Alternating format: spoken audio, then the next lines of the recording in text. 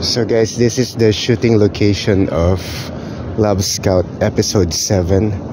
This is where the lady CEO attended a meeting and the lead star fell asleep in the car while waiting.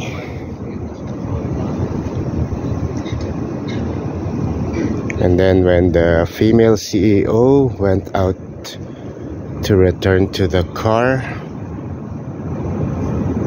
the sunlight was shining on the lead male star, so the female lead star covered the sunlight for him.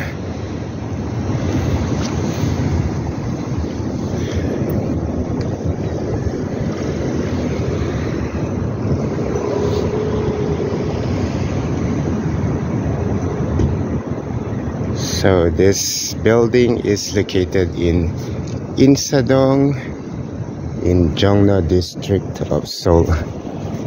It's also a walking distance from the other shooting locations like the Gyeongbokgung Palace. So if you want to see the shooting location of Love Scout, head to Insadong area.